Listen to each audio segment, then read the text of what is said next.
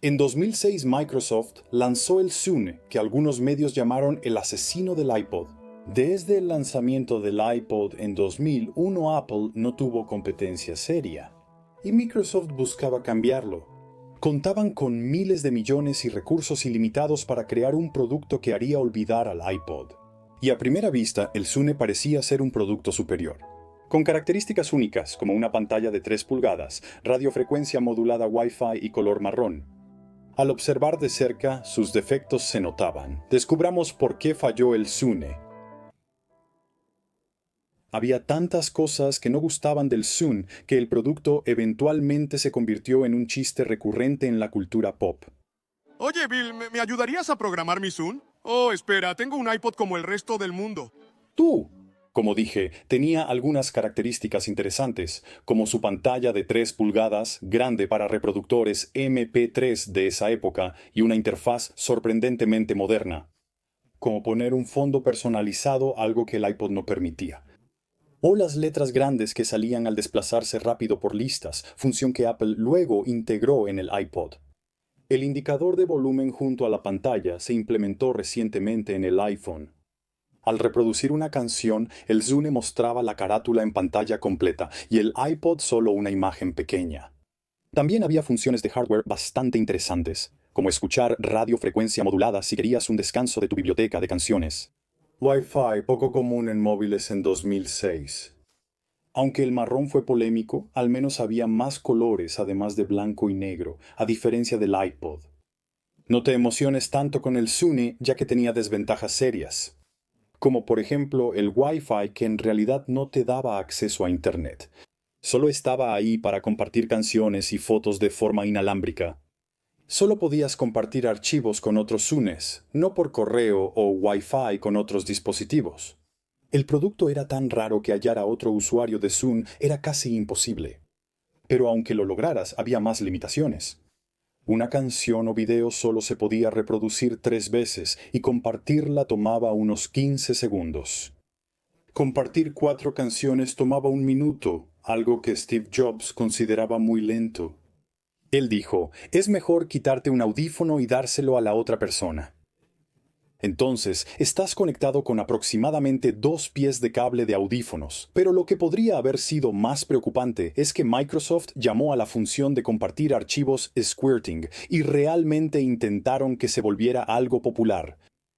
Luego, el director ejecutivo Steve Ballmer dijo, quiero enviarte una foto de mis hijos y tú quieres enviarme un video de tus vacaciones. Eso es experiencia de software.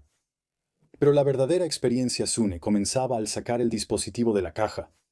Recibía a los usuarios con "Bienvenido a lo social", lo que hacía dudar si era un reproductor MP3 o una red social.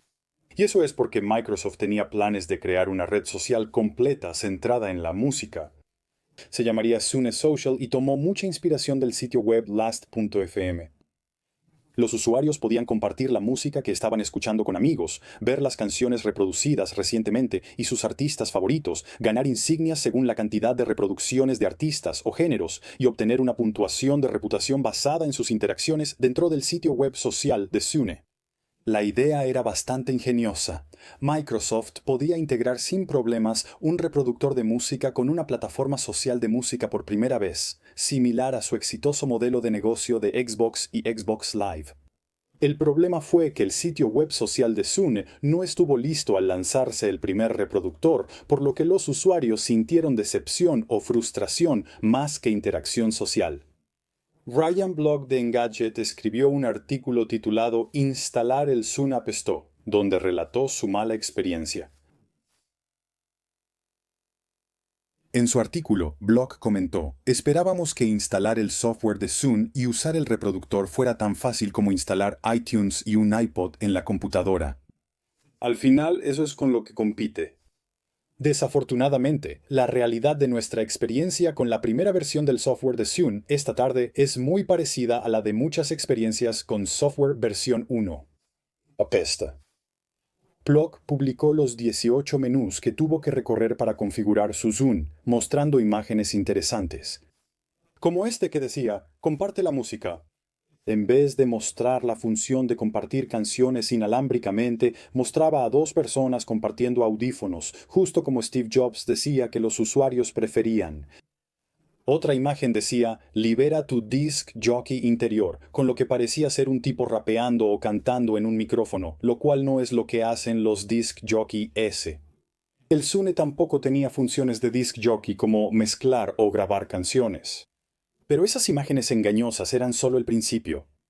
Luego, Block tuvo que conectar el Zune a su PC, donde le notificaron que el dispositivo ya había sido configurado en la computadora de otra persona. Él dijo, cito, nunca hemos tocado este Zune en nuestra vida, pero es una unidad de prueba. Tal vez la probaron antes de enviárnosla. Así que eliminó todo su contenido para sincronizarlo con su propia PC. El software se bloqueó entonces. Volvió a iniciar el proceso de configuración y llegó al menú de configuración de la biblioteca, luego al menú de transmisión a Xbox 360, al menú de crear tu biblioteca, al menú de crear tu etiqueta Zoom, al menú de ¿estás seguro de que no quieres crear tu etiqueta Zoom? Y finalmente logró entrar a la aplicación, la cual se volvió a bloquear en cuanto hizo clic en el botón de opciones. Tuvo que reiniciar el proceso, agregó una etiqueta Zoom por si era la causa del bloqueo, ingresó su identificación de Live, usuario, contraseña y número de teléfono, tras varias ventanas, incluyendo una de felicitaciones y otra para agregar puntos Microsoft, ya que la música no se compra con dinero. Al intentar finalizar, el software se bloqueó por tercera vez. Block la reabrió, fue a la página principal y al intentar otra vez el botón de opciones, el software se bloqueó por cuarta vez. Este era el ejemplo perfecto de Microsoft en los 2000, la empresa de software más rica del mundo y capaz de crear software confiable. Esta fue solo la experiencia de una persona. Algunos reseñadores dijeron que configurarlo fue fácil y tomó unos 20 minutos. Comparado con el iPod, que se integraba fácilmente con iTunes, el Zune se quedó corto. Ya dentro de Zune Marketplace, los usuarios enfrentaban más desafíos. ¿Recuerdas los Microsoft Points que mencioné? Era la moneda para comprar música. Una canción costaba 79 puntos, unos 99 centavos. No podías pagar $0.99 por 79 puntos para comprar una canción. Los puntos solo se vendían en paquetes. 400 puntos costaban $5, 800 puntos $10 y el paquete mayor 8,000 puntos por $100. Si haces cuentas, comprar mucho no ahorraba dinero. Una canción de 79 puntos costaba 98.75 centavos, un cuarto de centavo menos que en iTunes. Pero como te obligaban a comprar puntos en paquetes, siempre te sobraban algunos. Comprar 5 canciones con 400 puntos te dejaba solo con 5, insuficientes para usarlos. A muchos usuarios les molestaba este sistema, pero Microsoft lo defendió diciendo, cito, que el sistema estaba pensado para reducir la cantidad de tarifas por transacciones individuales con tarjeta de crédito que Microsoft tendría que gestionar para sus usuarios. Al menos fueron honestos, ya que el sistema de puntos solo beneficiaba a Microsoft. Comprar 400 puntos implicaba solo un cargo de tarjeta de crédito para Microsoft, en vez de 5 compras individuales de canciones con 5 cargos distintos. Además, motivaba a los usuarios a gastar más. Para obtener solo una canción, debías comprar 400 puntos y pagar $5 en vez de 99 centavos. Ahora, para hacerlo aún más confuso, el mercado de Zune también ofrecía un modelo de suscripción que no usaba su sistema de puntos. En cambio, por $15 al mes, los usuarios podían reproducir en streaming y descargar una cantidad ilimitada de canciones del mercado y quedarse permanentemente con 10 canciones cada mes. En realidad, esto era una oferta bastante buena, considerando que esas 10 canciones valían alrededor de $10. La suscripción realmente solo costaba $5 al mes, mucho menos que los 11 o 12 que estamos acostumbrados a pagar hoy en día con servicios como Apple Music y Spotify. En 2006, la transmisión de música no era popular porque los reproductores MP3 no tenían internet. Aunque el Zune tenía Wi-Fi, solo permitía compartir archivos, no transmitir música. La mayoría de los usuarios optaba por comprar y descargar canciones. Pero la configuración complicada de Zune Marketplace no era nada comparada con la mercadotecnia del producto, que incluía videos de perros rascándose y animales comiéndose entre sí. Cuando investigaba para este video, encontré algunos anuncios de Zune en YouTube que tuve que verificar 2 veces si eran reales porque eran muy extraños y casi no mostraban ningún Zune, como este que mostraba a un perro rascándose la oreja.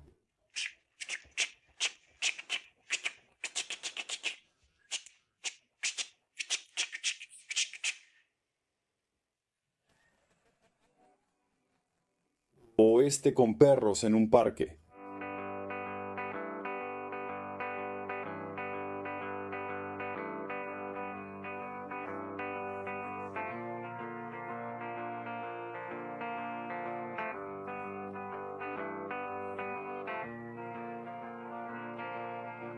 O este otro que sí muestra a alguien usando un Zune, pero está acelerado tan rápido que ni siquiera se puede notar y solo escuchen la canción que eligieron.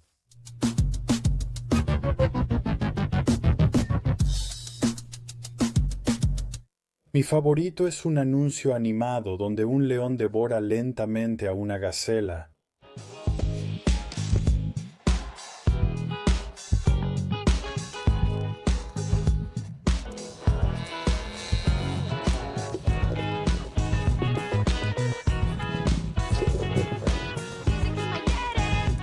Así que tengan en cuenta que mientras Apple sacaba anuncios icónicos del iPod como este, Microsoft intentaba vender Zunes mostrando perros y un león devorando a su presa. La mala mercadotecnia de Microsoft fue clave para que los clientes de MP3 no supieran qué era un Zune. La ausencia de función social resultaba muy engañosa. Al leer frases como bienvenido a lo social, comparte la música y libera tu disc jockey interior, muchos clientes esperaban una experiencia enfocada en eso. La función social de Zune no existía el primer año. Compartir música solo era posible entre los pocos usuarios de Zune y el DJing no estaba relacionado con el dispositivo. Microsoft no cumplió lo que prometió, lo que decepcionó a muchos clientes, ya que el Zune tenía funciones principales mejor realizadas por el iPod, algo que notaron rápidamente tras usarlo. Por ejemplo, su pantalla de 3 pulgadas era borrosa porque tenía la misma resolución que la del iPod más pequeño, lo que hacía los píxeles más grandes y la imagen menos nítida. Su carcasa de plástico se sentía menos premium que la del iPod de metal y su diseño era 14% más pesado, 29% más grueso y 34% más voluminoso. Al ver el botón circular del Zune, los usuarios pensaban que giraba como la rueda del iPod. No se podía, solo era un pad direccional de 4 vías. Aunque tenía 30 GB como el iPod de quinta generación, venía con canciones, videos, cortometrajes e imágenes precargadas que ocupaban cerca de 1 GB, equivalente a unas 250 canciones. Para aprovechar al máximo el espacio en el Zune, los usuarios debían borrar el contenido preinstalado. El Zune era un buen MP3, pero pocos lo preferían al iPod. Y al final del día, Microsoft intentaba lograr el dominio total del mercado, como lo había hecho con las PC. Zune no fue el primer intento de Microsoft en MP3, eso fue en 2003. 2 años tras el iPod original, Microsoft compitió creando un sistema operativo licenciable para fabricantes externos. Se llamó Portable Media Center y lo usaron fabricantes de MP3 como Creative, Philips, iRiver, Samsung y Toshiba. Por eso sus productos tenían logotipos de Windows. El software no estaba optimizado, era lento, poco intuitivo y feo. Esto resultó en que la mayoría de los clientes eligieran el iPod sobre los dispositivos Portable Media Center. Microsoft desarrolló su propio reproductor de música, creando una versión moderna de su software MP3 con mejor interfaz y funcionalidad más fluida. Pero había un problema. Microsoft quería lanzar el Zune para la temporada navideña de 2006. Así que, para acelerar el proceso de desarrollo del hardware, colaboraron con Toshiba y usaron casi todas las piezas internas de su Gigabit para el Zune, incluyendo la pantalla. Por eso, el Zune tenía los mismos problemas que el Toshiba Gigabit. Como por ejemplo solo soportar 3 formatos de audio, mientras que el iPod soportaba 8. Entre los reproductores MP3 populares, solo el Zune y el Gigabit tenían esta limitación. lo cual era un poco extraño considerando que el formato Waveform Audio File Format fue creado literalmente por Microsoft, pero no era compatible con su reproductor de música. Microsoft nunca admitió oficialmente haber usado parte del Gigabit. Jason Chen de TechCrunch, antes CrunchGear, hizo el descubrimiento y lo escribió. CrunchGear tiene una primicia de una fuente que confirma que la primera generación del Zune es un Toshiba Gigabit fabricante de equipo original, combinado con algunas funciones y características adicionales, hechas solo para Microsoft. Microsoft contrató a Toshiba para fabricar la primera unidad y lanzar el reproductor a tiempo en Navidad de 2006. Y los críticos sintieron los efectos de esta decisión, con el Washington Post diciendo que el nuevo reproductor de medios digitales Zune puede ser una producción completamente de Microsoft, pero se siente como si viniera de dos compañías. Las sospechas se confirmaron luego con documentos ante la Comisión Federal de Comunicaciones, que revelaron que Toshiba fabricó el Zune. Y 2 años después, un error de software de Año Nuevo que obligó a todos los reproductores Zune a entrar en un ciclo interminable de apagado, también afectó a los reproductores Toshiba Gigabit, demostrando que ambos dispositivos no solo tenían el mismo hardware interno, sino que también compartían código de software, ya que el problema fue causado porque los dispositivos no estaban programados para reconocer el año bisiesto. A simple vista, parecía que Microsoft tenía un buen competidor para el iPod, con pantalla más grande, Wi-Fi y color marrón. Pero su mala ejecución en el hardware, la mercadotecnia y los servicios dejó a muchos clientes insatisfechos. En su primer año, Microsoft vendió más de 1 millón de Zunes, buen resultado, pero lejos de los casi 10 millones de iPods vendidos. Microsoft comenzó a desarrollar la nueva generación de reproductores Zune para lanzarlos en 2007. Microsoft presentó 3 modelos de segunda generación, el Zune 80 de tamaño completo y los más pequeños Zune 4 y 8. El 80 se rediseñó para ser 12% más delgado y casi 20% más ligero, acercándose al iPod 5G. Los modelos 4 y 8, similares al iPod Nano, tenían pantallas de 1.8 pulgadas en un formato más compacto. Los 3 modelos incluían un panel direccional táctil que agilizaba la navegación. Con un movimiento, los usuarios podían desplazarse rápidamente por una lista mientras usaban los botones integrados para hacer selecciones más precisas. Las novedades principales eran la sincronización por Wi-Fi, permitiendo a los Zune conectarse sin cables a una computadora, una interfaz moderna y el lanzamiento de Zune Social, donde los usuarios veían lo que escuchaban sus amigos, enviaban enlaces y comentarios. Pero cuando los usuarios probaban estas capacidades, encontraban limitaciones. La sincronización por Wi-Fi no necesitaba conexión a la computadora, pero sí requería estar conectado a la corriente. Así que muchos usuarios simplemente lo conectaban a sus computadoras de todos modos, ya que eso hacía que las velocidades de transferencia fueran más rápidas. Además, todas esas funciones sociales de Zune Social solo eran accesibles desde una computadora, y aunque había una opción de menú social en el dispositivo, solo permitía compartir canciones y videos de forma inalámbrica. Y aunque la interfaz actualizada sí se veía bien, estaba arruinada por una pantalla de baja resolución que seguía siendo de 320 por 240 y se veía peor en comparación con el modelo anterior debido a la pantalla más grande de 3.2 pulgadas, lo que hacía que los píxeles fueran más grandes y fáciles de ver. Aunque hubo mejoras, la segunda generación de Zune aún no se consideraba mejor que el iPod. Un crítico de Wired comentó: si no usas el ecosistema de iPod y iTunes, es el competidor más pulido que he visto.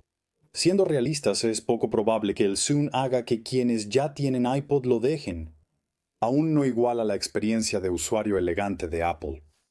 Recuerden que los Zune de segunda generación salieron en noviembre de 2007.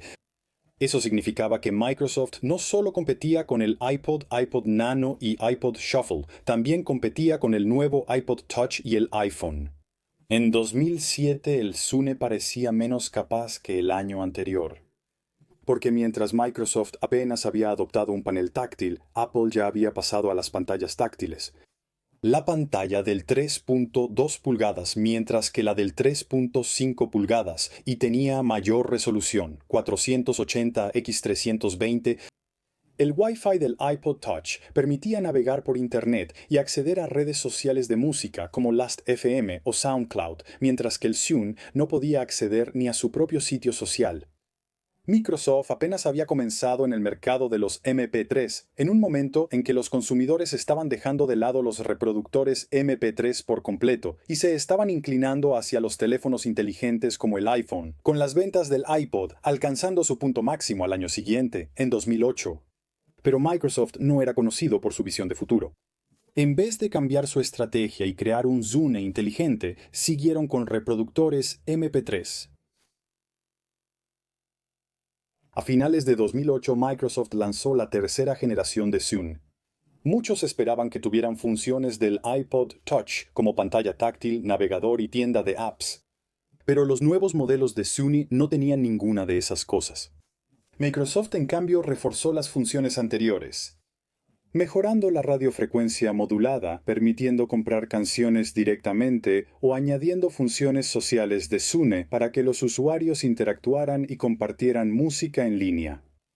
Estas funciones habrían sido útiles en la primera generación, pero eran insignificantes cuando la App Store permitía hacer casi todo en iPod Touch y iPhone. Y las cifras de ventas lo demostraron. En el cuarto trimestre de 2008, las ventas de Zune habían caído un 54% en comparación con 2007.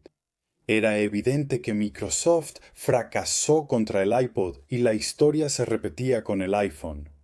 Al director de Microsoft, Steve Ballmer, le preguntaron si harían un teléfono Zune para competir con Apple, pero respondió: los clientes no deberían anticipar un teléfono Zune. Microsoft podría integrar las funciones principales de Zune en otros teléfonos con Windows, lo cual era simplemente una estrategia extraña. Esto surgió de un miedo real de que, al crear su propio teléfono inteligente, Microsoft competiría consigo mismo. Windows Mobile ya era una plataforma popular en teléfonos inteligentes y PDAs. El Zune continuó como reproductor MP3 y en 2009 se presentó la cuarta generación. Esta vez con un modelo de pantalla táctil llamado Zune Alta Definición, diseñado para competir con el iPod Touch. Aunque no ofrecía las mismas funciones, tenía una pantalla de 3.3 pulgadas, poco soporte para aplicaciones de terceros y un navegador funcional pero poco intuitivo y difícil de usar por mucho tiempo. Incluso con su bajo precio de $220, la mayoría de los clientes optó por el iPod Touch de $300 en su lugar. A finales de 2010, el mercado de MP3 cayó 20%, mientras que el de smartphones creció 70%. Era claro que los clientes querían todo su contenido, incluida la música, en un solo dispositivo. Microsoft había transformado Windows Mobile en Windows Phone 7, que tenía una sección llamada Zune que incluía funciones multimedia como música y video. Esto hizo que el reproductor Zune Real fuera aún menos relevante, ya que los clientes que tenían un teléfono con Windows ya no necesitaban un reproductor MP3 independiente. En 2011 Microsoft lo anunció. Ya no vamos a producir reproductores Zune. Desde ahora Windows Phone será el eje de nuestra estrategia de música y video móvil. Así que, aunque finalmente empezaron a esforzarse en los teléfonos inteligentes, Microsoft aún se negaba a fabricar su propio hardware, optando en su lugar por licenciar su sistema operativo Windows Phone a fabricantes de terceros. Este es uno de los muchos errores que cometieron en el mercado de los teléfonos inteligentes, y puedes conocer toda la historia en mi video anterior sobre Windows Phone, pero cuando se trataba de servicios como Zoom Social en el mercado de Zune, Microsoft los mantuvo abiertos, pero sus días estaban contados. En 2012 cerró Zune Social y en 2015 clausuraron Zune Marketplace. Microsoft anima a los usuarios a migrar a su nuevo servicio Groove Music. Sin embargo, también cerró solo 2 años después, en 2017. El Zune nunca fue popular, pero atrajo a fanáticos dedicados que han mantenido vivo el dispositivo.